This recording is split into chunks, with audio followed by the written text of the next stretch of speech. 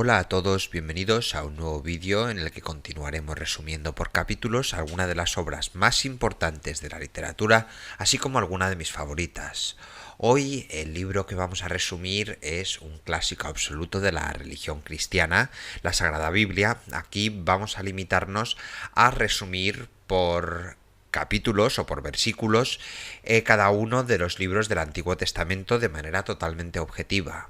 Ni elogiamos ni criticamos la labor de la Iglesia Católica, simplemente resumimos un libro de la manera más neutral posible. Ahora, sin más preámbulo, comencemos con el resumen del Génesis. El libro del Génesis abre la Biblia hebrea con la historia de la creación. Dios, un espíritu que se cierne sobre un vacío acuoso, crea el mundo al hablar en la oscuridad y llamar a la luz el cielo, la tierra, la vegetación y las criaturas vivientes en el transcurso de 6 días. Cada día hace una pausa para pronunciar sus obras como buenas. En el 6.º día, Dios declara la intención de hacer un ser a su propia imagen y semejanza y crea la humanidad. Forma a un hombre del polvo y forma a una mujer a partir de la costilla del hombre. Dios coloca a las dos personas, Adán y Eva, en el jardín del Edén, que otras personas también conocen como paraíso, y Dios anima tanto a Adán como a Eva a que procreen y a disfruten plenamente del mundo creado, pero les prohíbe comer del árbol del conocimiento, el árbol de la ciencia, del bien y del mal. En el jardín, Eva se encuentra con una serpiente astuta que convence a ésta de comer de la fruta prohibida del árbol, asegurándole que no sufrirá si lo hace. Eva comparte el fruto con Adán y los dos inmediatamente se llenan de vergüenza y remordimiento. Mientras camina por el jardín, Dios descubre su desobediencia. Después de maldecir a la serpiente, se vuelve y maldice a la pareja. Eva, dice, será condenada a sufrir un parto doloroso y deberá someterse a la autoridad de su marido. Adán está condenado a trabajar la tierra para alimentarse. Posteriormente, los dos son desterrados del jardín del Edén o paraíso. Enviados al mundo, Adán y Eva dan a luz a 2 hijos, Caín y Abel.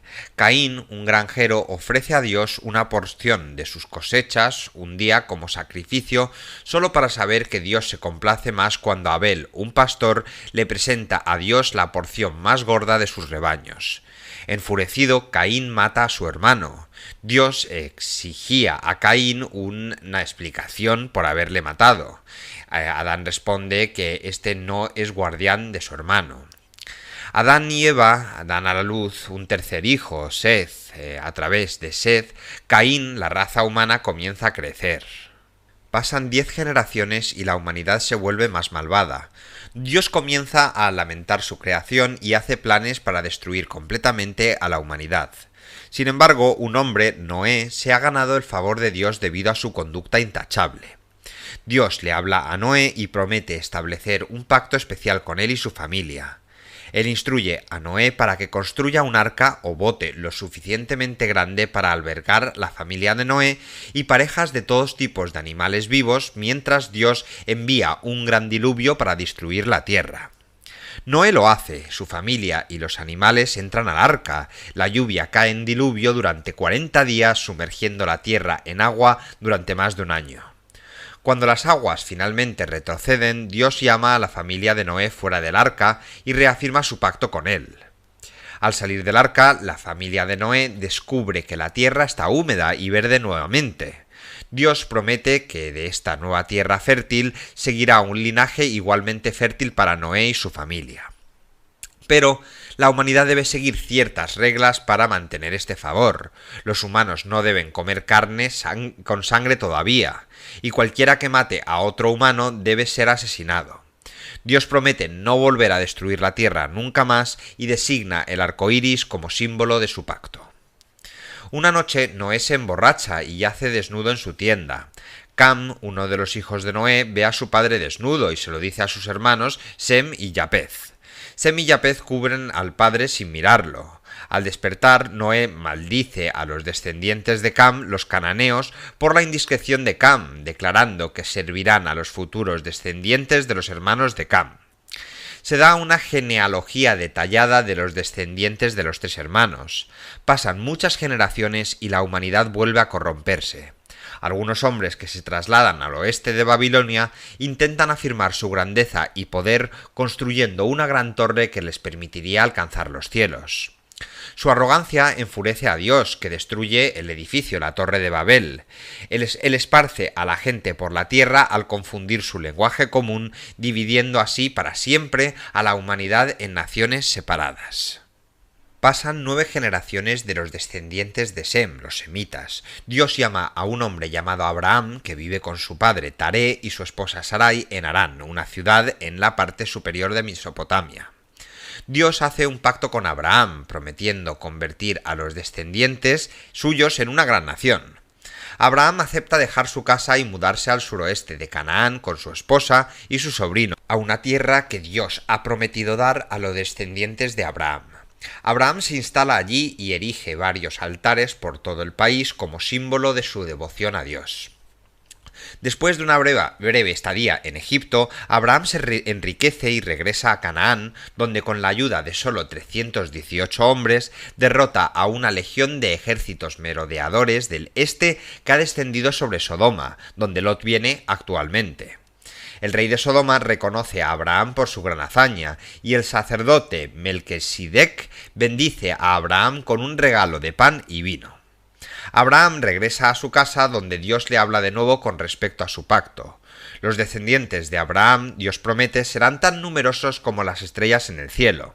Se realiza una ceremonia en la que Dios pasa una olla encendida a través de pedazos de animales sacrificados, simbolizando que su promesa no se romperá. Se señala que Dios considera la fe de Abraham como una forma de justicia. Sara no puede quedarse embarazada, pero quiere darle un heredero a su esposo. Con este fin envía a su sierva Agar a dormir con Abraham. Cuando Sara se enfada por el desprecio de Agar, la sirvienta huye asustada. Dios le habla a Agar y la consuela, prometiéndole un hijo que será un asno salvaje de un hombre. Y Agar regresa para dar a luz al primer hijo de Abraham. Después de esto, Dios vuelve a hablar con Abraham y le hace consciente de los grandes planes que tiene para toda su descendencia, y también le promete un hijo a través de su mujer Sara. El hijo se llamará Isaac, y será a través de Isaac que se cumplirá el pacto. Dios cambia el nombre de Abraham por Abraham, que significa padre de muchos, y le da a Sarai un nuevo nombre, Sara. O sea, Abraham por Abraham y Sarai por Sara. Un día Dios se le aparece a Abraham en forma de 3 hombres. Los 3 hombres dicen que Sara tendrá un hijo, pero Sara, que ahora tiene 90 años, se ríe. Los 3 hombres viajan a las ciudades orientales de Sodoma y Gomorra para destruir las ciudades debido a su flagrante maldad y corrupción. Abraham suplica en nombre de las ciudades, convenciendo al Señor de que no las destruya si solo se puede encontrar un puñado de hombres buenos. Los hombres entran en la ciudad de Sodoma y Lot los recibe en su casa. Cae la noche y los hombres de la ciudad rodean la casa de Lot, deseando violar a los 3 mensajeros. Los mensajeros persuaden a Lot para que huya de la ciudad con su familia, diciéndole a él y a su familia que no miren atrás cuando se vayan. Sin embargo, mientras Dios hace llover azufre ardiente sobre Sodoma y Gomorra, la esposa de Lot mira hacia atrás y se convierte en una columna de sal. Abraham continúa ganando estatus políticos en el área de Canaán y Sara finalmente da a luz a Isaac. Por orden de Sara, Abraham despide a Agar y a Ismael, su hijo. Dios nuevamente le habla a Abraham en una nueva prueba, pidiéndole a este que mate a su hijo Isaac como sacrificio. Abraham decide obedecer en silencio, y cuando lleva a Isaac a las montañas, Isaac le preguntan que qué animal van a sacrificar. Abraham responde que Dios proporcionará una ofrenda. Isaac es puesto sobre el altar, y cuando Abraham está listo para atacar, el ángel del Señor lo detiene. Dios queda impresionado con la gran devoción de Abraham y una vez más reafirma su pacto. Sara muere. Abraham envía a su sirviente principal a los parientes en Asiria para encontrar una esposa para Isaac, para evitar que su linaje sea manchado por la influencia cananea. El sirviente ora para ser guiado a la esposa correcta para Isaac. Dios lo lleva a Rebeca, a quien trae regreso de Isaac. Isaac se casa con ella y Abraham muere poco después. Después de la muerte de Abraham, Dios le revela a Rebeca, la esposa de Isaac, que pronto dará a luz a dos hijos que representarán a dos naciones, una más fuerte que la otra. Cuando Rebeca da a luz, Esaú nace primero y es extremadamente peludo. Jacob es de piel suave, nace inmediatamente después, agarrando el talón de su hermano. Los dos hijos de Isaac se vuelven opuestos. Esaú es un cazador y un hombre temerario. Jacob se queda en casa de voz suave pero ingeniosa. Un día Esaú llega a casa hambriento, exigiendo ser alimentado, y accede a darle a Jacob sus derechos de herencia a cambio de un plato de lentejas. Al igual que su propio padre, Isaac prospera en Canaán, y a pesar de errores ocasionales de juicio, amplía su propiedad, hace alianzas con los gobernantes de las áreas y continúa erigiendo monumentos a Dios. Un día, cuando es anciano y ciego, Isaac le dice a Esaú que busque algo de caza y le prepare una comida para que pueda darle su bendición al hijo mayor. Mientras Esaú no está, Rebeca ayuda a Jacob a engañar a su padre, preparando una comida separada y disfrazando al hijo menor con brazos peludos y la ropa de Esaú. Cuando Jacob le presenta la comida a Isaac, Isaac, oliendo la ropa de Esaú y sintiendo el cuerpo velludo, procede a bendecir a Jacob, prometiéndole la herencia del pacto de Dios y un estatus más grande que su hermano. Esaú regresa para descubrir el engaño, pero es demasiado tarde. Isaac, aunque consternado, dice que no puede revocar la bendición robada. Jacob huye por temor a Esaú y viaja a la casa de su tío Labán en la parte superior de Mesopotamia. En el camino, Jacob sueña con una escalera que conduce al cielo donde residen los ángeles y Dios. En el sueño, Dios le promete a Jacob el mismo pacto que hizo previamente con Abraham e Isaac. Jacob llega a la casa de Labán, donde acepta trabajar para su tío a cambio de la mano de su hija de Labán, Raquel, en matrimonio. Labán engaña a Jacob para que se case con Lea, la hermana mayor de Raquel, antes de casarse con ella. Las dos esposas compiten por el favor de Jacob y junto a sus doncellas dan a luz 11 hijos y una hija. Después de 20 años, Jacob escucha el impulso de Dios y se va para regresar a Canaán, llevándose a su familia, sus rebaños y la colección de ídolos de Labán o representaciones de miniatura de dioses. Raquel, que le ha robado las figurillas idólicas a su padre, las esconde debajo de su falda cuando Labán rastrea al clan que huye del desierto, incapaz de conseguir sus pertenencias. Labán resuelve sus diferencias con Jacob, quien erige una columna de piedra como testimonio a Dios de su resolución pacífica. Jacob continúa y acercándose a casa teme un encuentro con Esaú. Jacob prepara regalos para apaciguar a su hermano y dividiendo a su familia y sus pertenencias en dos campamentos pasa la noche en el río. Jacob se encuentra con Dios, quien disfrazado de hombre lucha físicamente con él hasta el amanecer. Jacob exige una bendición de su oponente. A la mañana siguiente Jacob se encuentra con Esaú, quien recibe a su hermano con los brazos abiertos. Jacob se establece en Siquem, no lejos de Esaú, quien se casó con los cananeos y produjo una tribu llamada los edomitas. Jacob y sus hijos prosperan en paz hasta que un día la hija de Jacob, Dina, es violada por un hombre de Siquem.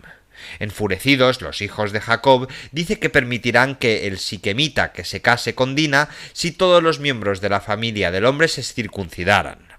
El hombre está de acuerdo y mientras la mayor parte de su aldea se recupera del procedimiento quirúrgico, los hijos de Jacob se vengan y atacan a los siquemitas matando a todos los hombres. Isaac y Raquel mueren poco después. Los hijos de Jacob se ponen celosos de su hermano menor, José, quien es el favorito de Jacob.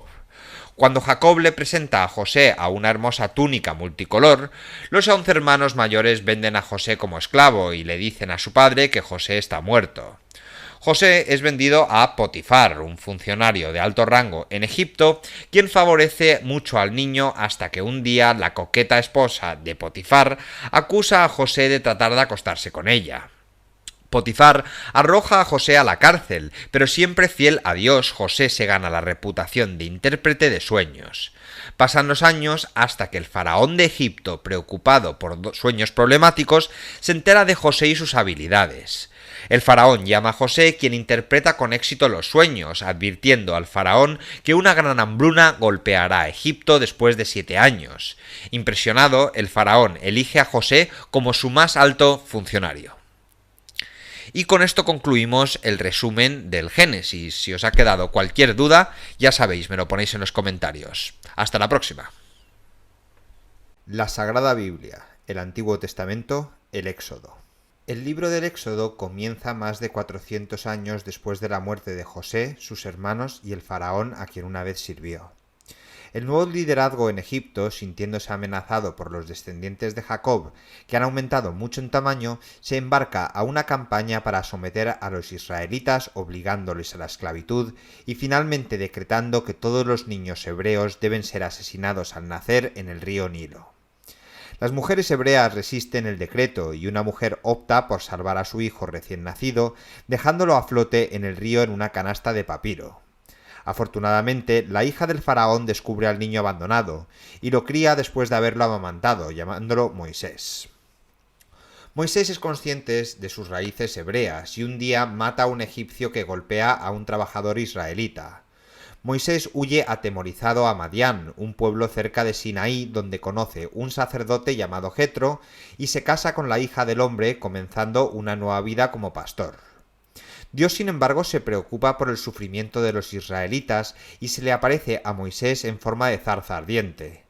Dios le habla a Moisés informándole de su plan de hacer regresar a los israelitas a Canaán, una tierra que emana leche y miel, y también enviar a Moisés de regreso a Egipto para cumplir con esta tarea. Moisés es tímido y se resiste, citando su falta de elocuencia y habilidades, y se niega a ir. Dios está enfadado, pero anima a Moisés presentándole un bastón para realizar milagros e instruyéndole a Moisés para que lleve consigo a su hermano Aarón como ayuda. Cuando Moisés le pregunta a Dios cuál es su nombre, le dice: «Yo soy el que soy». Moisés y Aarón regresan a Egipto, donde Moisés organiza a los israelitas y se enfrenta al faraón exigiendo la liberación del pueblo hebreo. Moisés realiza un milagro convirtiendo su bastón en una serpiente, pero Faraón no se deja impresionar y solo aumenta la carga de los trabajos de los israelitas. Dios responde infligiendo una serie de 10 plagas en Egipto. Dios convierte el río Nilo en sangre y hace que las ranas cubran Egipto. Convierte todo el polvo de Egipto en mosquitos y hace que enjambres de moscas entren en las casas del faraón y sus oficiales. Luego, Dios ataca al ganado de Egipto con una enfermedad, crea furúnculos en los humanos y los animales y envía truenos, granizo y fuego que destruyen las cosechas, el ganado y las personas. Dios envía enjambres de langostas y cubre a Egipto con una oscuridad que se puede palpar. Antes de cada plaga, Moisés exige la liberación de los israelitas y después de cada plaga, Dios a propósito endurece al faraón para que rechace la petición. La 10ª y última plaga mata a todos los primogénitos varones en Egipto. Antes de la plaga, Moisés instruye al pueblo hebreo a cubrir los postes de sus puertas con la sangre de un cordero sacrificado como una señal de que Dios protegerá sus hogares de sus matanzas. El faraón cede y libera a los más de 600.000 israelitas que a su vez saquean las riquezas de los egipcios. Al partir, Moisés ordena a los israelitas que conmemoren este día para siempre, dedicando a sus hijos primogénitos a Dios y celebrando la fiesta de la Pascua, llamada así por la protección de Dios contra la plaga final. Guiados por una columna de nube durante el día y por fuego durante la noche, Moisés y los israelitas se dirigen al oeste hacia el mar. El faraón los persigue, los israelitas se quejan de que Moisés los ha llevado a morir en el desierto, y Moisés, por mandato de Dios, divide el mar para que el pueblo lo cruce. El faraón lo sigue y Moisés vuelve a cerrar las aguas ahogando al ejército egipcio. Al presenciar el milagro, la gente decide confiar en Moisés y cantan una canción que exalta a Dios como un gran pero amoroso guerrero. Su optimismo es breve y la gente pronto comienza a preocuparse por la escasez de alimentos y agua. Dios responde enviando al pueblo comida del cielo, proporcionando un suministro diario de codornices y una sustancia dulce parecida al pan llamado maná. Se requiere que la gente solo obedezca los mandamientos de Dios para disfrutar esta comida. Al poco tiempo después, los israelitas se enfrentan al pueblo amalecita en guerra, y Dios les da a los israelitas el poder para derrotarlos. Durante la batalla, cada vez que Moisés levanta los brazos, los israelitas pueden derrotar a sus oponentes. 3 meses después de la huida de Egipto, Moisés y los israelitas llegan al monte Sinaí, donde Dios se les aparece descendiendo sobre la montaña en una nube de truenos y relámpagos. Moisés sube a la montaña y Dios le da 2 tablas de piedra con 10 mandamientos inscritos en ellas con respecto al comportamiento ético general, así como una serie extendida de leyes con respecto a la adoración, los sacrificios, la justicia social y la propiedad personal. Dios le explica a Moisés que si el pueblo obedece estas normas, él mantendrá su pacto con Israel e irá con ellos para recuperar de los cananeos la tierra prometida a Abraham. Moisés desciende de la montaña y relata los mandamientos de Dios al pueblo. El pueblo accede a obedecer y Moisés rocía al pueblo con sangre como señal del pacto. Moisés vuelve a ascender al monte donde Dios le da más instrucciones, esta vez especificando con gran detalle cómo construir un templo portátil llamado Arca en el cual la presencia de Dios morará entre los israelitas. Dios también enfatiza la importancia de observar el día sábado de día de descanso. Moisés desciende de la montaña después de 40 días, solo para descubrir que Aarón y los israelitas ahora han erigido un ídolo, un becerro de oro que están adorando en juerga en desafío directo a los 10 mandamientos.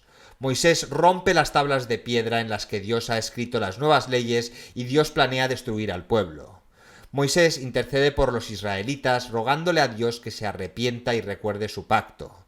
Complacido con Moisés, Dios se apacigua y continúa reuniéndose con Moisés cara a cara, como quien habla con un amigo, en una tienda especial reservada para el culto. Dios reafirma su pacto con Moisés y al hacer 9 tablas de piedra para registrar sus decretos, Dios se declara un Dios compasivo, amoroso y paciente. Por orden de Moisés, los israelitas vuelven a renovar su cometimiento con los 10 mandamientos. Levítico. A lo largo del Levítico, Israel permanece acampado en el monte Sinaí mientras Dios aparece en la tienda de reunión, dictando a Moisés sus especificaciones con respecto a las leyes ceremoniales judías. Las leyes son extremadamente detalladas y describen cada aspecto de cómo y cuándo se deben presentar las ofrendas religiosas a Dios. Dios mismo da las instrucciones y su voz comprende la mayor parte del texto. Un breve interludio narrativo describe la unción de Aarón y sus hijos como sacerdotes de Israel. En la ceremonia, Dios aparece y envuelve el altar en un estallido de llamas provocando gritos de alegría de la gente. Poco después, Dios también envía fuego para consumir a 2 de los hijos de Aarón cuando descuidan hacer los preparativos correctos para acercarse al altar. Dios enumera varios tipos de comportamiento sexual prohibido y analiza los alimentos y las condiciones físicas que pueden hacer que una persona sea inmunda. La suciedad puede resultar de cosas tales como descargas corporales o tocar un cadáver muerto. Una persona impura debe abandonar el campamento israelita o someterse a limpieza física, periodos de espera y sacrificios religiosos. Por lo general, los pecados sexuales se castigan con la muerte, pero Dios también instruye a los israelitas a matar a un hombre que blasfema o maldice el nombre de Dios. De todas sus restricciones, Dios pone un énfasis particular en la prohibición de comer carne que todavía tenga sangre. Hacerlo resultará en el destierro no solo de Israel, sino también de la gracia de Dios.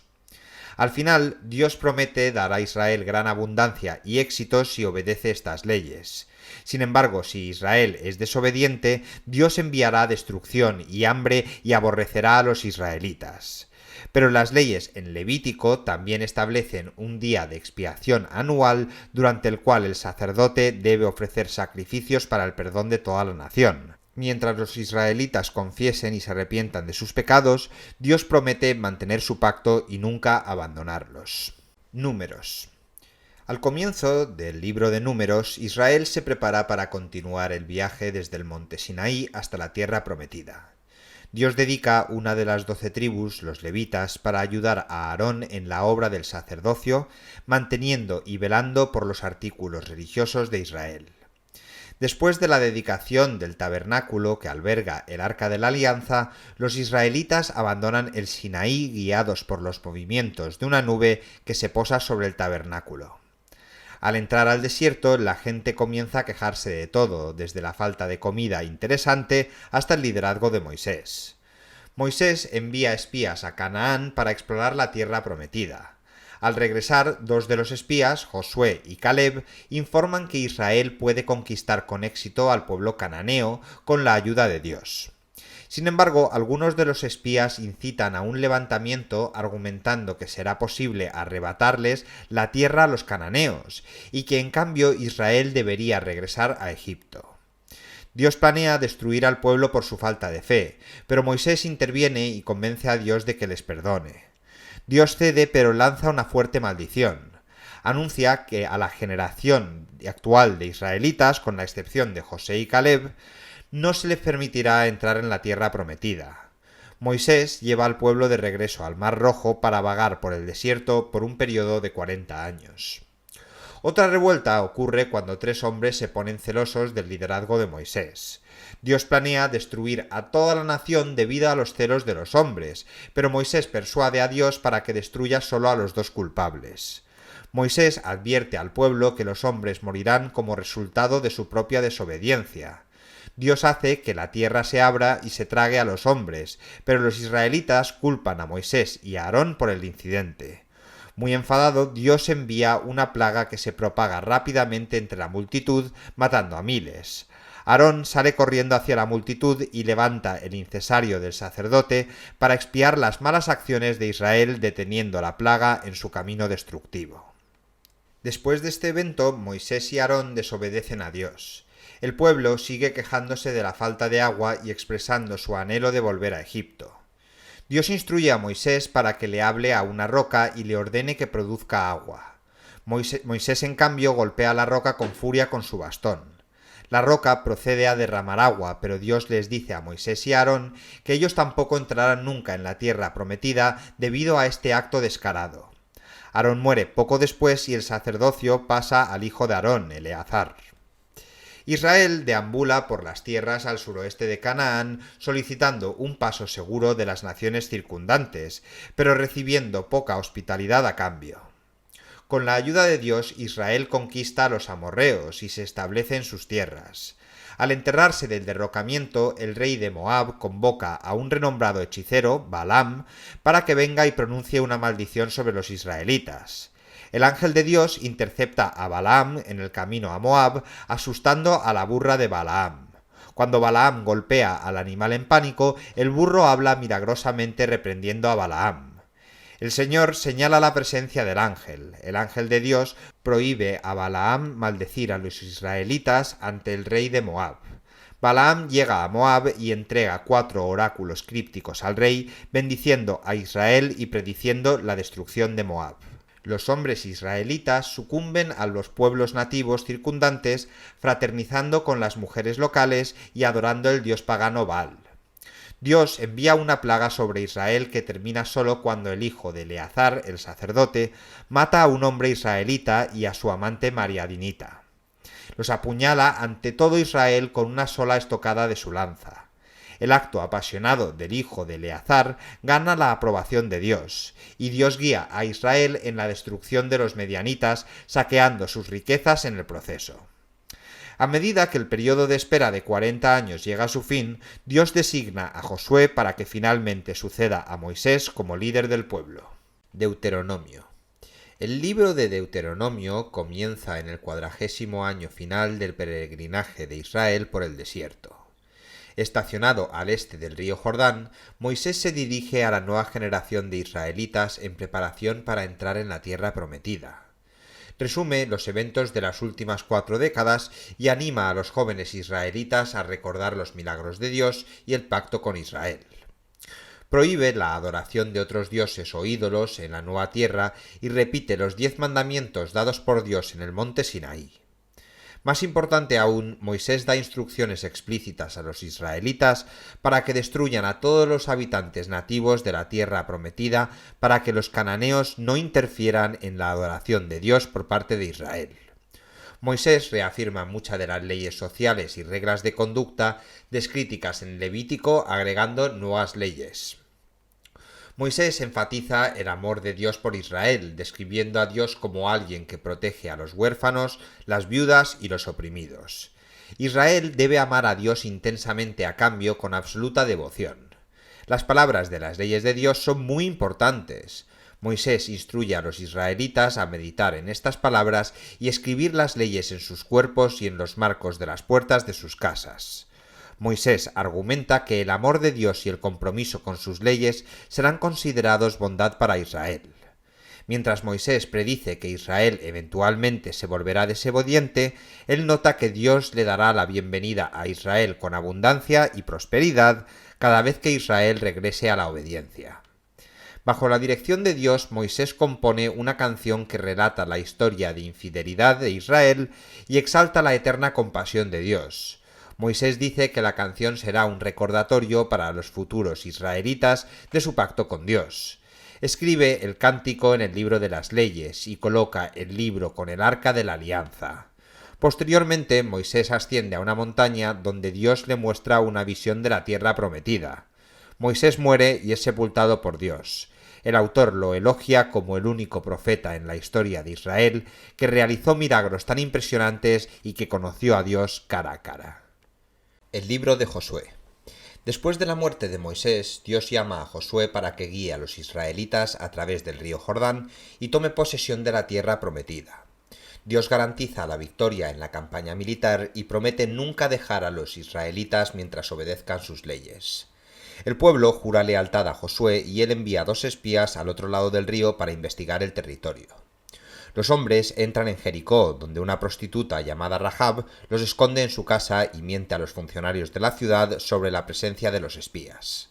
Rahab le dice a los espías que los cananeos, tienen miedo de Israel y sus éxitos milagrosos.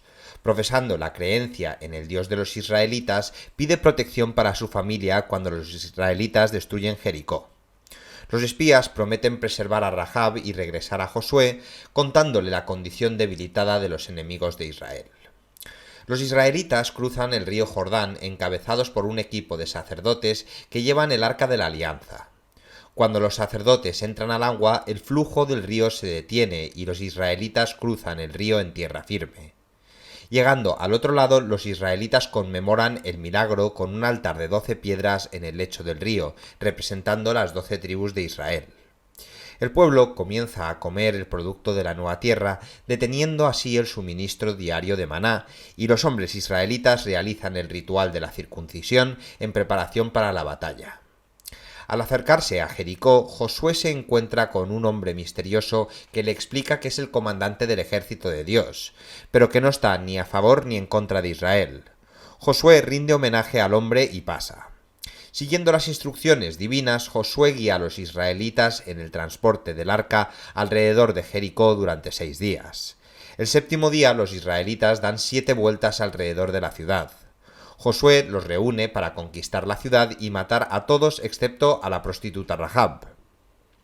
Deben abstenerse de tomar cualquier objeto religioso de la ciudad. Al sonido del grito de guerra de los israelitas, los muros de Jericó se derrumban y los israelitas destruyen la ciudad y sus habitantes. La fama de Josué se extiende por toda la tierra, pero los israelitas son humillados en sus intentos de tomar la siguiente ciudad, Hai. Dios atribuye el desastre a la desobediencia de Acán, un israelita que ha robado objetos religiosos de Jericó.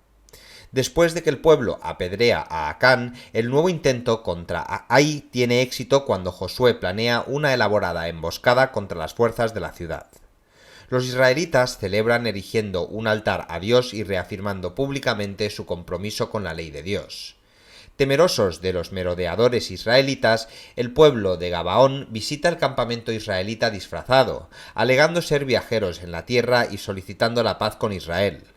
Josué no consulta a Dios y hace un tratado apresurado con los hombres, solo para descubrir más tarde que los gabaonitas son nativos de la tierra a conquistar. Los israelitas se abstienen de atacar a la ciudad, pero otros 5 reyes locales atacan a Gabaón por hacer las paces con Israel. Los israelitas acuden en ayuda de Gabaón y destruyen a los 5 ejércitos. Josué ayuda al ordenarle a Dios que haga que el sol se detenga durante la pelea. Dios escucha y detiene el movimiento del sol. La única vez en la historia se nos dice cuando Dios obedeció a un ser humano. Los israelitas continúan destruyendo las ciudades del sur y del norte de Canaán, matando a todos los habitantes vivos como Dios lo ha estipulado. Si bien gran parte de la tierra prometida aún queda por conquistar, el pueblo de Israel comienza a establecerse en la tierra dividiéndola entre 12 tribus. Después de que Dios le da a Israel descanso de sus enemigos durante muchos años, un Josué enfermo hace un pronunciamiento de despedida a la nación de Israel. Josué incita a los israelitas a ser fuertes y obedecer todas las leyes de Dios, desechando cualquier ídolo y absteniéndose de casarse con los nativos. El pueblo le asegura a Josué que será fiel al pacto, pero Josué acepta a regañadientes esta garantía, preocupado de que la obediencia de Israel resulte bastante difícil. El libro de los jueces. Después de la muerte de Josué, las tribus de Israel continúan su conquista de las regiones del sur de Canaán, pero no pueden limpiar completamente la tierra de sus habitantes nativos. Dios declara que estas personas restantes serían un impedimento para que Israel disfrute de la tierra prometida. Pasan las generaciones y los israelitas más jóvenes se alejan de Dios, se casan con los cananeos y adoran a las deidades locales. Dios amenaza con abandonar a Israel por la desobediencia de los jóvenes, pero selecciona una serie de jueces o gobernantes para que actúen como líderes temporales del pueblo. A lo largo de la vida de estos jueces, nos dice el narrador, el comportamiento de Israel sigue un patrón constante. El pueblo de Israel cae en el mal. Dios envía un líder para salvarlo. Una vez que el juez muere, el pueblo comete un mal aún mayor. Cuando la continua adoración de los israelitas a los dioses cananeos conduce a una invasión de la nación de Moab, Dios envía a Israel a un hombre zurdo llamado Ahod para que sea su libertador. Ahod visita al rey moabita y se ofrece a darle al rey un mensaje secreto de Dios. Cuando el rey despide a sus asistentes, Ahod saca una espada atada a su muslo derecho y se la clava al obeso rey matándolo. Ehud escapa y lleva a los israelitas a recuperar el control del valle del río Jordán. Una profeta llamada Débora emerge como la jueza nueva de Israel después de que Israel vuelve al mal y es invadida por un poderoso ejército del norte. Aconsejando a las tribus de Israel, bajan a un gran árbol, llaman a la insurrección y junto con la ayuda de Dios, los israelitas derrotan a los 900 carros del rey, enviando al general cananeo Sísara a la retirada. Cuando Sísara busca refugio en la tienda de campaña de una mujer local, el dueño, Jael, atrae a Sísara para que se duerma y lo mata, clavando una estaca en su cráneo. Débora relata la victoria en un largo canto exaltando a Dios como un guerrero y a ella misma como madre de Israel. Dios encarga a un hombre humilde, Gedeón, que salve a Israel de sus próximos invasores, los madianitas, que empobrecen y dispersan al pueblo. Gedeón derriba el altar de su padre al dios Baal y los israelitas responden en masa a su llamado pelear. Dios exige menos hombres para la batalla y en una prueba Gedeón lleva a los hombres a un río para beber. Los que ahuecan sus manos para beber son enviados a casa, y los restantes 300 hombres que lamen el agua con sus lenguas son escogidos para el ejército de Dios. Espiando a las tropas enemigas por la noche, Gedeón escucha a un soldado madianita contarle a su amigo sobre un sueño en el que una pequeña hogaza de pan podía derribar una gran tienda medianita. El amigo interpreta el sueño como una señal que Madián será derrotada por Israel.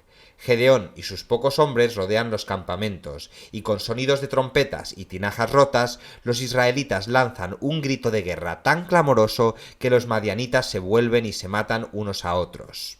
Israel intenta hacer de Gedeón su rey, pero Gedeón se niega proclamando que solo Dios es el gobernante de Israel. La adoración generalizada del dios Baal plaga a Israel, y el hijo de Gedeón, Abimelech, sirve un violento reinado de 3 años como rey de Israel. Su reinado tiránico termina cuando una mujer arroja una piedra de molino sobre la cabeza de Abimelech. Presionado por los filisteos del este y los amonitas del oeste, Israel se aparta de su adoración de ídolos y Dios y elige a un nuevo juez, Jefté, hijo de una prostituta, para desafiar a los amonitas. Jefté promete a Dios que si sale victorioso, sacrificará a Dios lo primero que salga de su casa el día que regrese de la batalla. Después de devastar a los amonitas, Jefté regresa a su casa y ve a su hija salir bailando para saludarlo. Jefté lamenta su promesa, pero su hija lo anima a permanecer fiel a Dios y Jefté mata a su hija virgen. Los filisteos continúan oprimiendo a Israel y el ángel de Dios se aparece a una pareja israelita sin hijos, prometiéndoles un hijo que se convertirá en el próximo libertador de Israel. La pareja cría a su hijo Sansón como nazareo, una persona que simboliza su devoción a Dios al nunca cortarse el cabello. Dios bendice a Sansón con habilidades excepcionales, y un día Sansón mata a un león con sus propias manos. Contrariamente a la insistencia de sus padres, Sansón elige a una mujer filistea para que sea su esposa. Durante la ceremonia de la boda desconcierta a los filisteos con un acertijo, cuya respuesta descubren solo cuando la esposa de Sansón les la revela. Sansón arde en ira y se va a casa sin su esposa, pero cuando regresa para recuperarla, los filisteos se la han dado a otro hombre. Sansón captura 300 zorras y ata antorchas a cada una de sus colas, incendiando las cosechas de los filisteos. Cuando los filisteos persiguen a Sansón, los israelitas lo entregan a sus enemigos atado por las muñecas. Con el poder de Dios, Sansón rompe sus ataduras y usa la quijada de un asno para matar a 1000 filisteos. De nuevo, Sansón se enamora de otra mujer filistea, Dalila. Los funcionarios filisteos instan a Dalila a descubrir el secreto de la fuerza de Sansón. 3 veces Dalila le pregunta a Sansón la fuente de su poder, y Sansón le miente cada vez engañando a los funcionarios en sus intentos de someterlo. Después de un tiempo, Sansón dice la verdad y le informa que su cabello largo es la fuente de su fuerza. Mientras Sansón duerme, Dalila le corta el pelo y alerta a los funcionarios, quien lo capturan y le sacan los ojos. En prisión, el cabello de Sansón comienza a crecer nuevamente, y durante un festival religioso filisteo sacan al ciego Sansón para entretener a la multitud. Sansón le pide a su sirviente que lo guíe a los pilares de la arena y clamando a Dios, Sansón derriba los pilares del templo, matando a los gobernantes filisteos. Sin un juez, Israel se vuelve aún más corrupto. Un día, un hombre y su concubina son abordados de Benjamín y con la ayuda de Dios las tribus unidas matan a más de 25.000 benjamitas. Israel se aflige por su tribu perdida y su ayuda a los benjamitas restantes a repoblar su tierra. El primer libro de Samuel. El próximo juez de Israel, Samuel, nace de Hana, una mujer previamente estéril. Ana le da a Samuel al sumo sacerdote de Israel, Elí, para que le críe como nazareo. El sacerdocio en Israel está en un estado general de decadencia y los hijos de Elí están desobedeciendo las leyes de Dios. Dios declara que elegirá un nuevo sacerdote para Israel fuera de la familia de Elí y comienza a entregar mensajes a Samuel cuando era joven. Samuel se convierte en un profeta reconocido en todo Israel, entregando los mensajes de Dios al pueblo. Durante la batalla, los filisteos matan a los hijos de Eli y capturan el Arca de la Alianza, el altar religioso de Israel y el símbolo de Dios. Al enterarse del ataque y robo, Eli se cae y muere. El arca es devuelta a Israel después de que sus captores filisteos enfermaran terriblemente.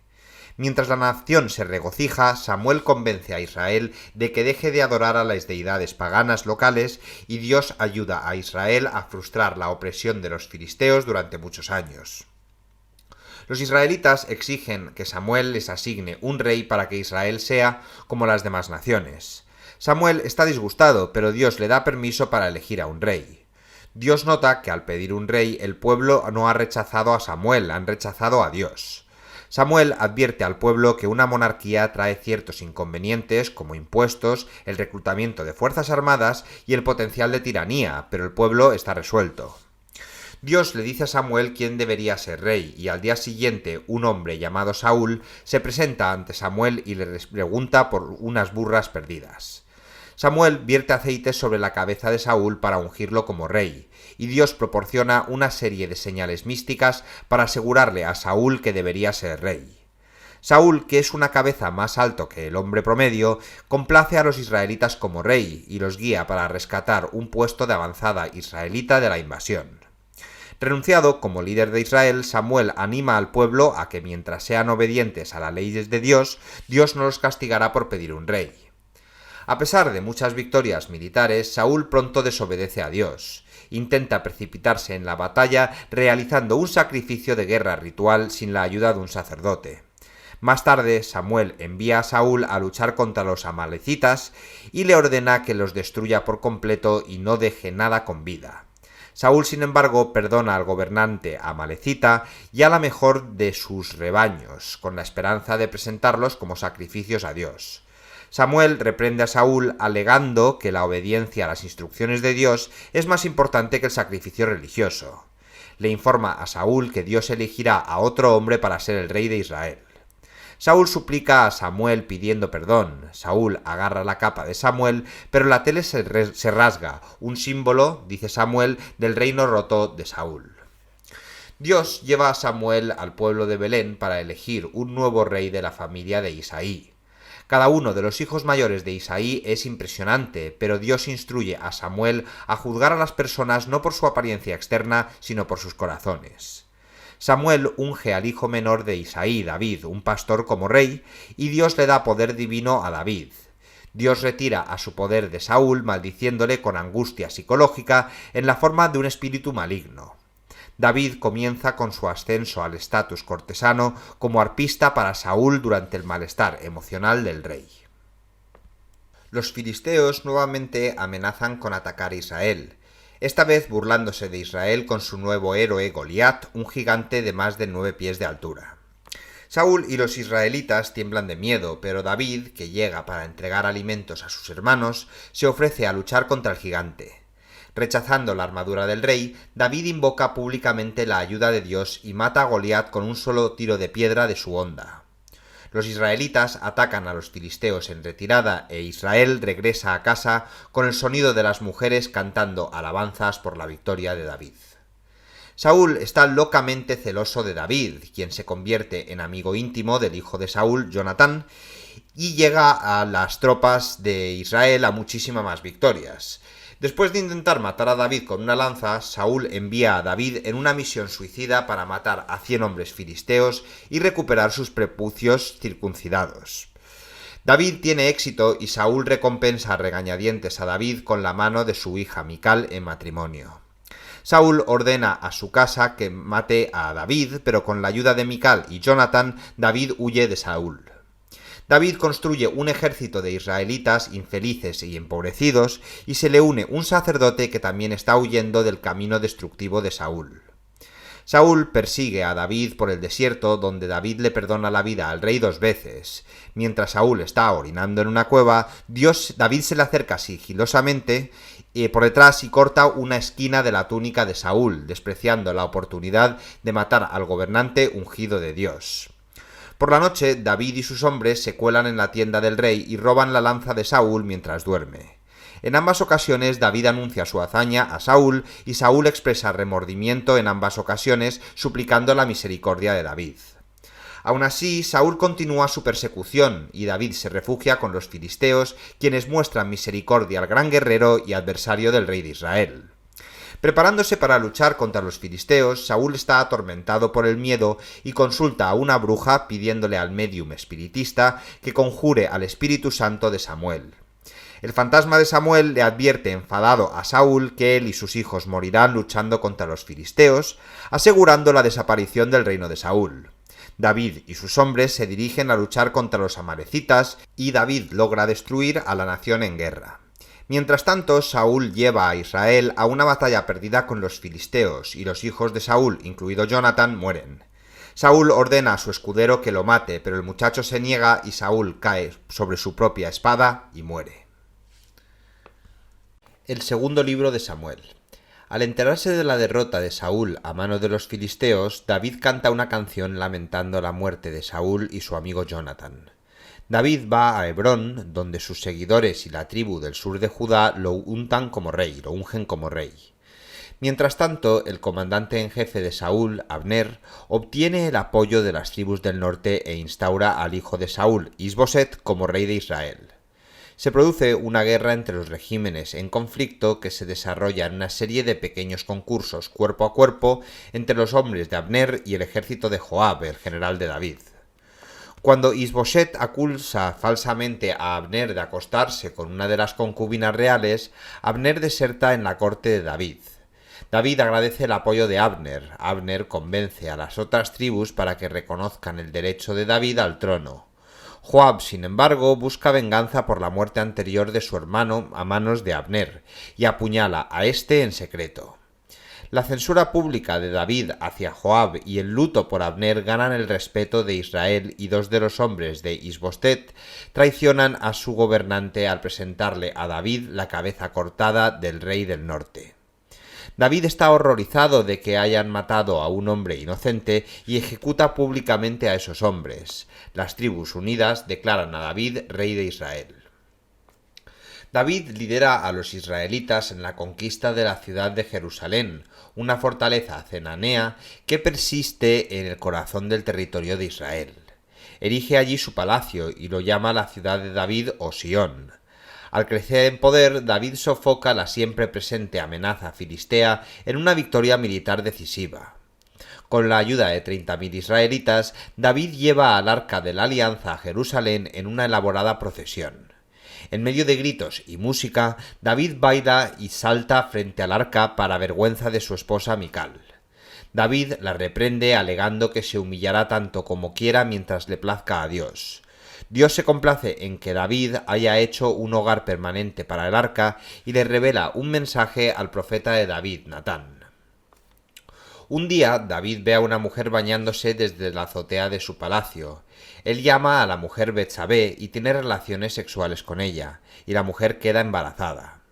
Incapaz de disimular su indiscreción, David envía a su esposo Urías a morir en el campo de batalla. David se casa con Betsabé, pero Natán confronta al rey por su fechoría. Natán cuenta una parábola sobre un hombre rico que roba la única oveja preciada de un hombre pobre. David está indignado por tal egoísmo y Natán le informa a David que la parábola es sobre él. Natán predice que Dios traerá calamidades sobre la casa de David. David se arrepiente de su maldad, pero a pesar de su ayuno y oración, el hijo de Betsabé muere durante el parto. Posteriormente, David y Betsabé tienen otro hijo, Salomón. El hijo mayor de David, Amnón, se enamora de su media hermana, Tamar, y abusa de ella. David está furioso pero no hace nada. En cambio, el hermano de Tamar, Absalón, invita a Amnón al campo donde él y los otros hijos de David asesinan a Amnón.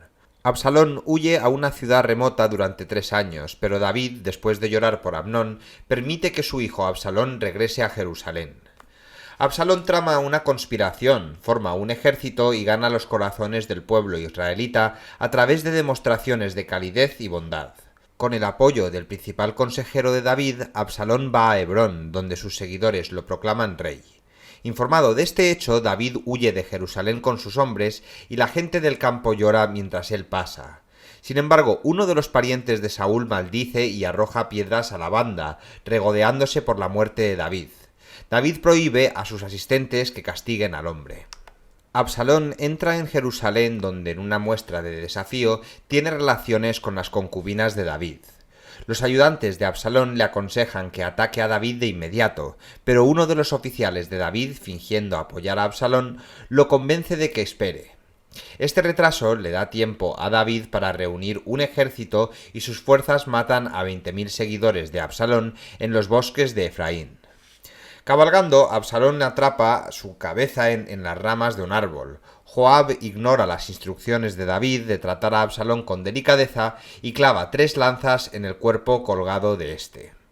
Cuando David es notificado de la muerte de Absalón, llora y grita repentinamente: «Oh, hijo mío, Absalón! ¡Oh, Absalón, hijo mío, hijo mío!». Para frustración de sus oficiales, David muestra misericordia a todos los partidarios de Absalón que se acercan a él para pedirle perdón, especialmente al comandante de Absalón, Amasa. David envía mensajeros a los líderes de Judá y la tribu le da la bienvenida a Jerusalén. Las tribus restantes, los principales partidarios de Absalón, temen que David se enfade con ellos. Se produce un levantamiento, pero Joab atrapa a los rebeldes en una ciudad y los residentes de la ciudad entregan la cabeza cortada del líder rebelde. Enfadado porque David ha mostrado misericordia a Amasa, Joab apuñala a Amasa un día mientras finge saludarlo. David reconstruye su trono con continuos actos de diplomacia local y con victorias militares sobre los filisteos.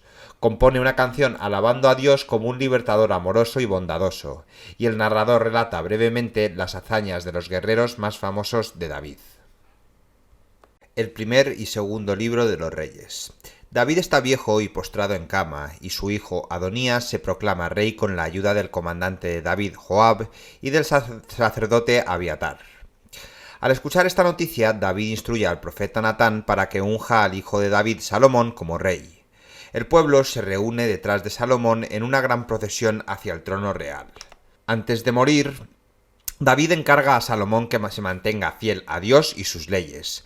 Salomón solidifica su derecho al trono de matar a Joab, Adonías y los restantes disidentes del reinado de David. También hace una alianza con Egipto al casarse con la hija del faraón. Debido a que Salomón obedece cuidadosamente las leyes de Dios, Dios se le aparece en un sueño y le ofrece conceder un deseo al nuevo rey. Salomón pide sabiduría para gobernar con justicia y saber diferenciar entre el bien y el mal. Dios está tan impresionado con la humilde petición de Salomón que le promete a éste los regalos adicionales de riqueza y larga vida. Como resultado, Salomón vive en una gran opulencia y su imperio se extiende desde Egipto hasta el río Éufrates. Obtiene fama internacional por sus sabios dichos y conocimientos científicos. Con sus vastos recursos, Salomón construye un elaborado templo para Dios, así como un palacio para sí mismo en Jerusalén. La construcción comienza exactamente 480 años después del éxodo de Israel de Egipto. Salomón recluta a miles de trabajadores para este trabajo e importa materiales de los países vecinos. El templo está revestido de oro y cuenta con grandes ángeles y pilares esculpidos a mano. Salomón coloca el Arca de la Alianza adentro y todo Israel se reúne para la dedicación. Después de sacrificar rebaños de animales en el altar, Salomón ora pidiendo la bendición de Dios sobre el templo. Dios se aparece a Salomón y promete morar en el templo mientras Salomón y los israelitas obedezcan sus leyes. Si no lo hacen, Dios quitará su presencia del templo, destruyendo tanto el templo como la nación. El éxito de Salomón continúa hasta que se casa con muchas mujeres extranjeras. Lo influencian para adorar y erigir altares a deidades extranjeras. Dios se enfurece y le dice a Salomón que desmembrará el reino. Dios arrancará todas las tribus del reino de Salomón excepto una, Judá. Dios permite que la tribu de Judá permanezca ya que Salomón es hijo de David. Siguiendo la declaración de Dios, un profeta se encuentra con uno de los oficiales de Salomón, Jeroboam, con un manto rasgado de 12 pedazos representando a las 12 tribus de Israel. El profeta entrega a Jeroboam 10 de las 12 piezas y explica que Dios ha elegido para gobernar estas tribus seleccionadas como el nuevo rey de Israel. Salomón muere y su hijo Roboam asume el trono. Dirigido por Jeroboam, el pueblo se reúne ante el joven rey para pedirle a Roboam que los trate con más bondad que Salomón durante su reinado. Roboam es testarudo y se niega, amenazando con castigar y esclavizar al pueblo. Los israelitas se unen en rebelión, maldiciendo a la tribu de Judá y eludiendo a los intentos de Roboam de someterlos por la fuerza. Se dirigen al norte donde coronan a Jeroboam, rey de la ciudad de Israel, en la ciudad de Siquem. Israel se divide en dos reinos, el reino de Israel en el norte y el reino de Judá en el sur. Para distinguir el nuevo y separado reino de Israel del antiguo reino de Jerusalén, Jeroboam erige altares y santuarios a los becerros de oro por toda la tierra del norte. Los israelitas adoran a los ídolos y los sacerdotes levitas antes consagrados a Dios también los sirven. Un día el hijo de Jeroboam está enfermo y su esposa se acerca a un profeta para buscar orientación. El profeta advierte que la casa de Jeroboam será destruida y que Israel eventualmente perderá el control de la tierra prometida debido a las prácticas abominables de Jeroboam. Una generación más tarde, toda la familia de Jeroboam es masacrada cuando otro israelita toma el trono por la fuerza. Mientras tanto, el rey Roboam también erige altares y santuarios a los ídolos de Judá, incluso autorizando la prostitución masculina y femenina en estos santuarios. Los dos reinos, el norte y el sur, continúan luchando entre sí. Después de la muerte de Roboam y Jeroboam, el narrador relata toda la historia de los reyes que le sucedieron en cada reino, resumiendo el reinado de cada rey según si hizo el bien o el mal. Casi todos los reyes del norte de Israel cometen grandes maldades, ampliando las prácticas de sus padres. Algunos de los reyes del sur en Jerusalén tratan de revivir la obediencia de Dios, pero ninguno de ellos prohíbe la adoración de dioses extranjeros en Judá.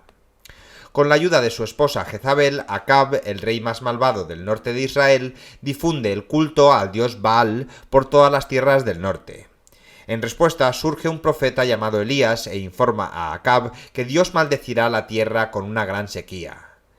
Elías lleva una vida aislada en las afueras de la civilización. Los cuervos traen comida a Elías y él hace milagros para la gente local. Después de 3 años de sequía, la reina Jezabel inicia una campaña para asesinar a todos los profetas de Dios en la tierra.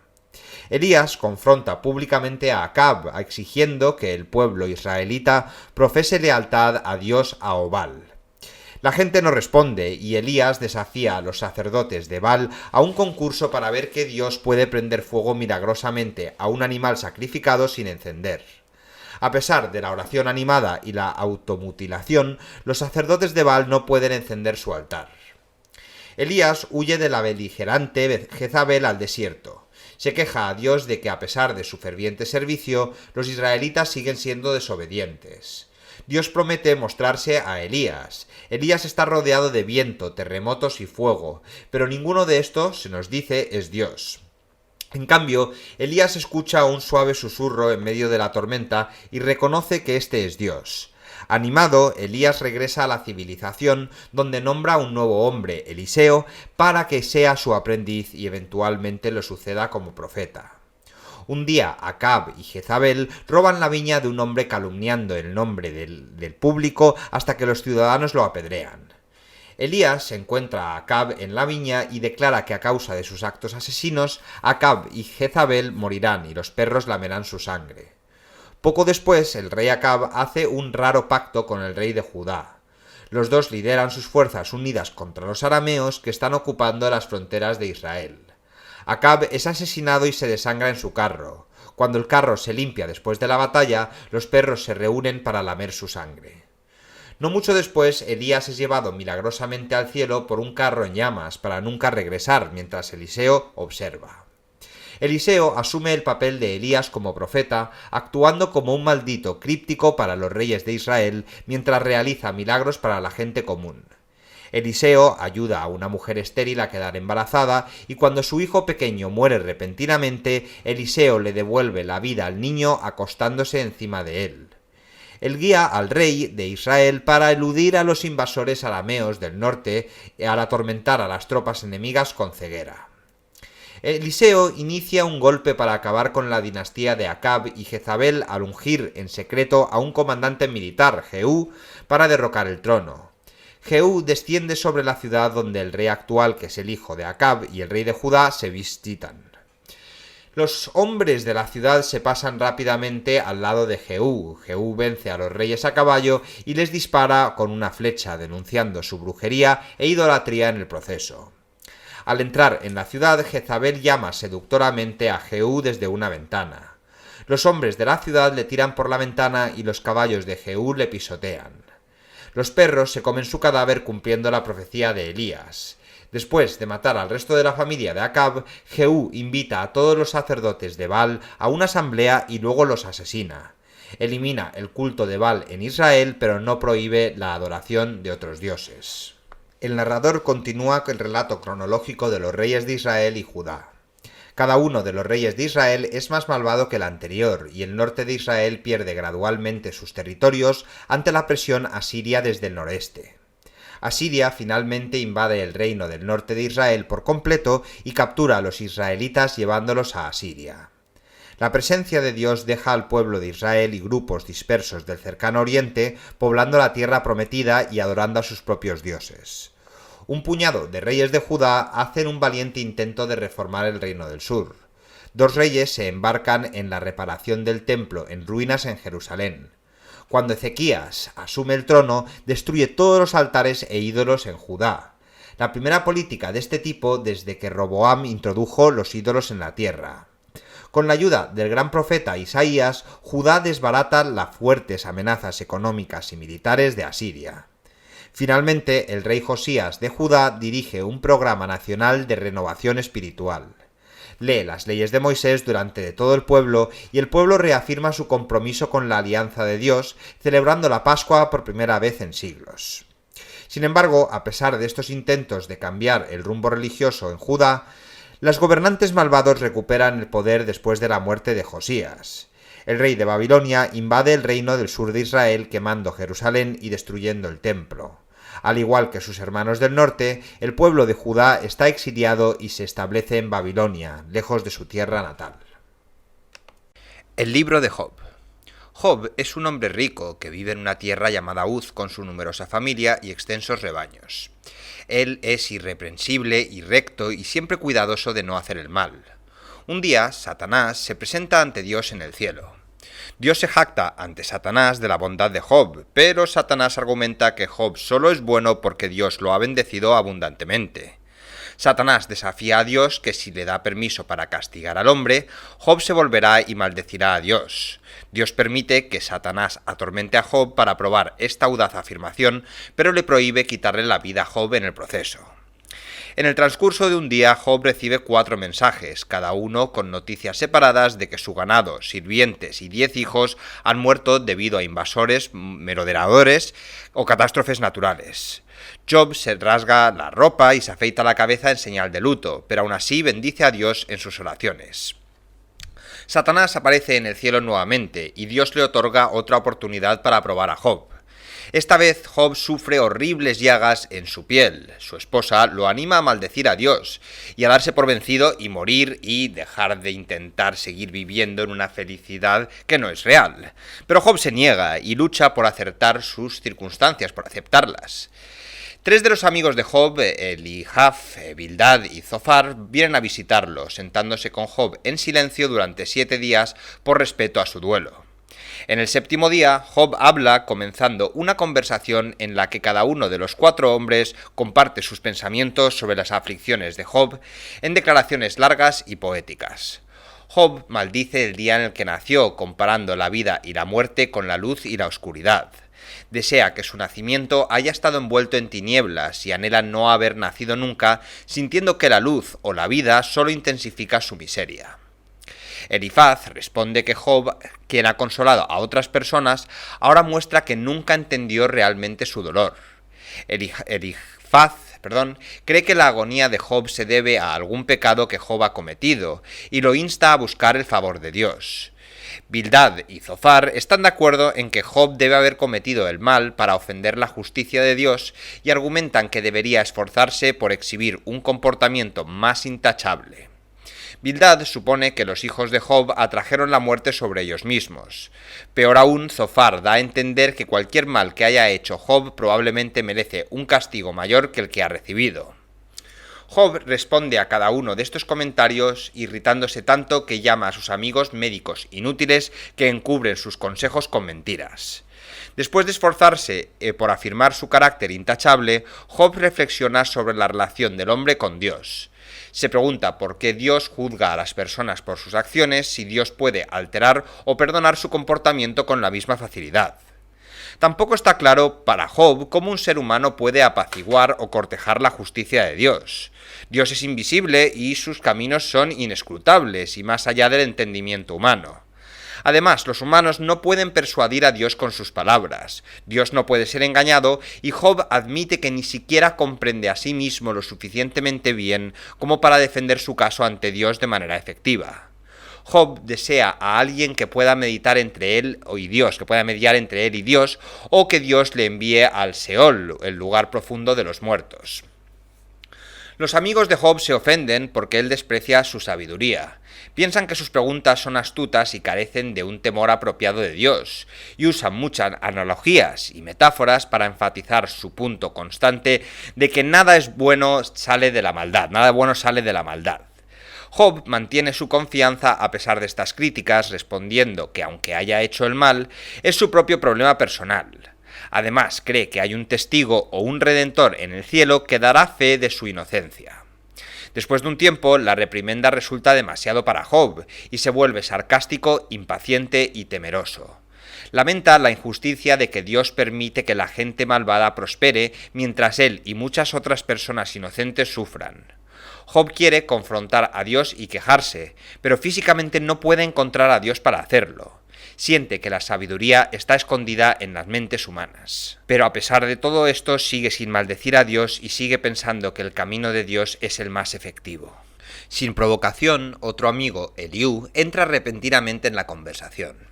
El joven Eliú cree que Job ha gastado demasiada energía en vindicarse a sí mismo en lugar de vengarse ante Dios. Eliú le explica a Job que Dios se comunica con los humanos de dos maneras, visiones y dolor físico. Él dice que el sufrimiento físico brinda al que sufre la oportunidad de darse cuenta del amor y el perdón de Dios cuando está bien de nuevo, entendiendo que Dios lo ha rescatado de una muerte inminente. Eliú también asume que Job debe ser malvado para estar sufriendo como lo está, y piensa que el exceso de palabras de Job es un acto de rebelión contra Dios. Dios finalmente interrumpe llamando desde un torbellino y exigiendo a Job que sea valiente y responde a sus preguntas.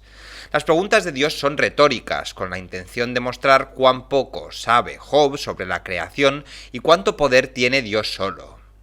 Dios describe muchos aspectos detallados de su creación, alabando especialmente su creación de dos grandes bestias, el Behemoth y el Leviatán.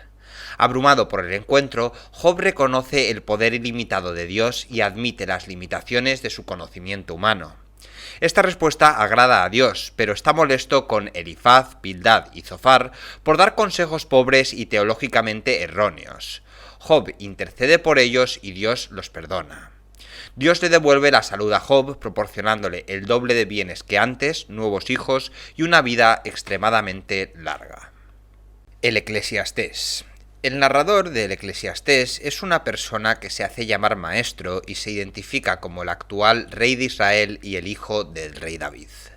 El maestro comienza con la exclamación vanidades de vanidades, todo es vanidad.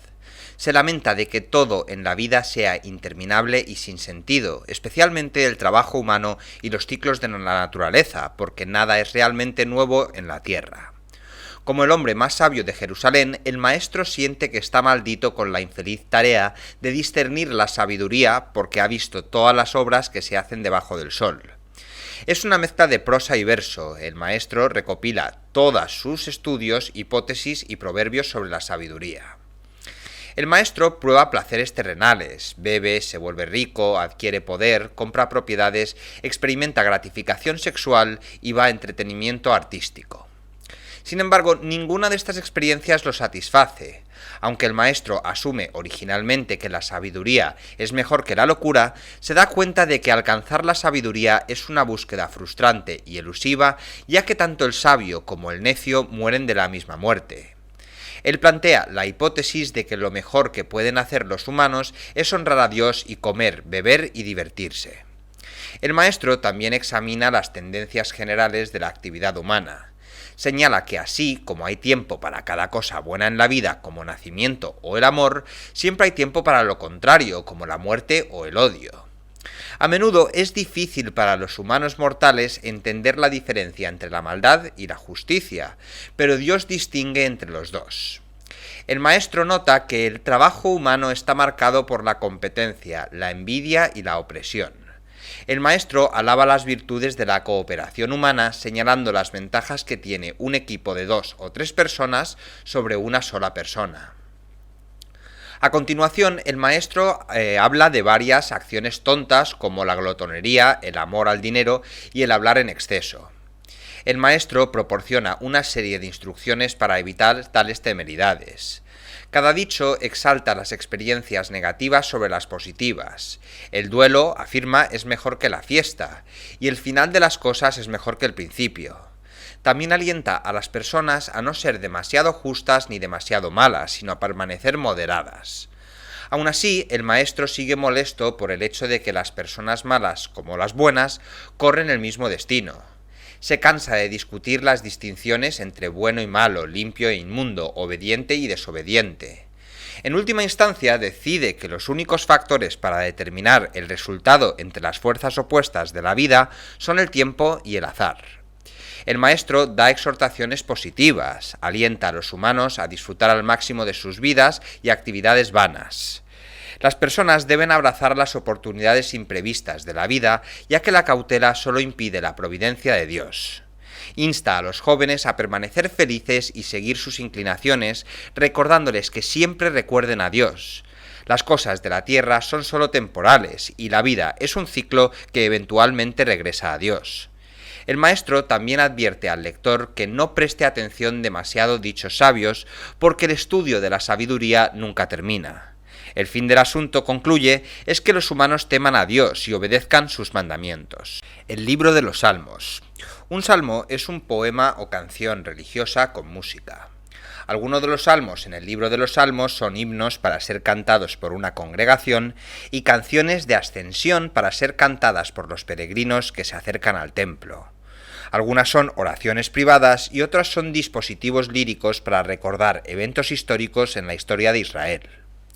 En su forma actual, el libro de los Salmos contiene 150 salmos individuales, aunque este número puede variar en diferentes traducciones bíblicas. Tradicionalmente, los salmos se dividen en 5 libros, y muchos poemas se distinguen, además por títulos breves que atribuyen la obra dada a un autor específico, aunque estos títulos probablemente fueron agregados en una fecha posterior por un editor o grupo de editores de los salmos. La autoría de los salmos es incierta en el mejor de los casos.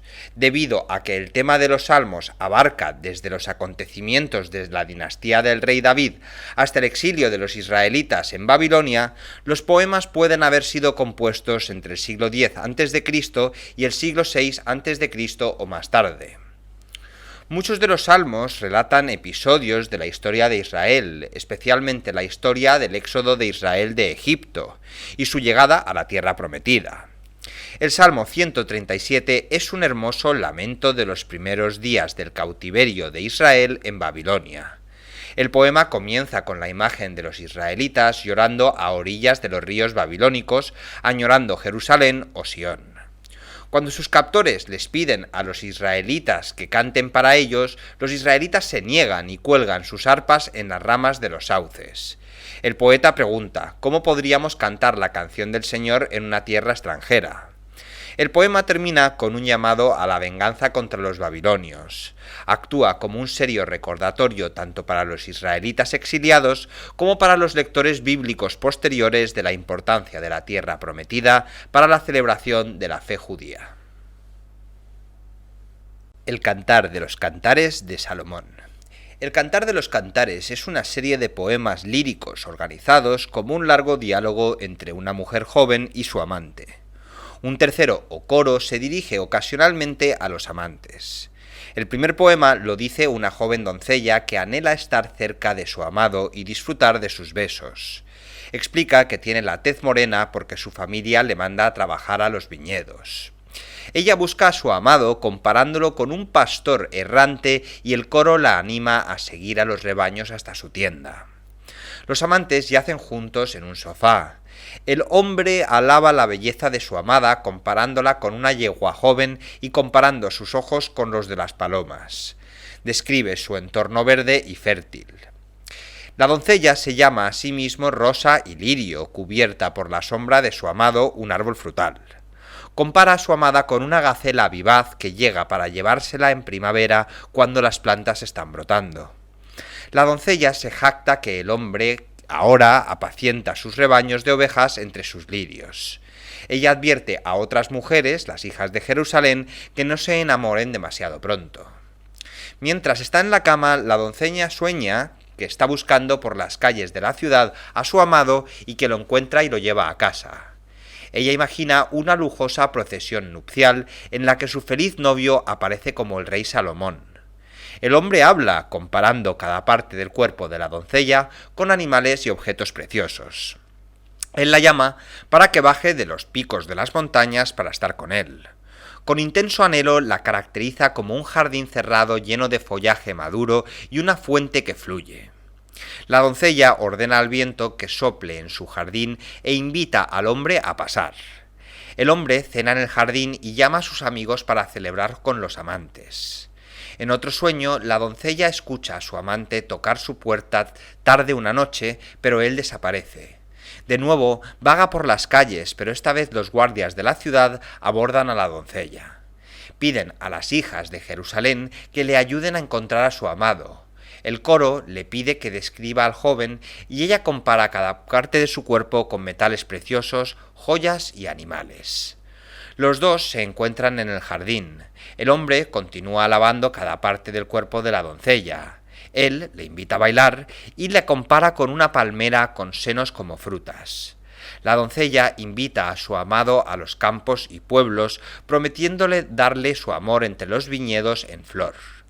Ella desea que él fuera su hermano para que la gente no comentara sobre sus demostraciones abiertas de afecto. Ella lo insta a sellar su corazón con su amor, porque el amor es fuerte. La doncella recuerda su castidad anterior, pero se alegra de haberla perdido pacíficamente a sus ojos. El hombre dice que si bien el rey Salomón puede tener muchos viñedos, está feliz con su único viñedo, la doncella. El libro de los Proverbios es el volumen principal de la colección bíblica de literatura sapiencial, que también incluye Eclesiastés, el libro de Job y porciones del Cantar de los Cantares.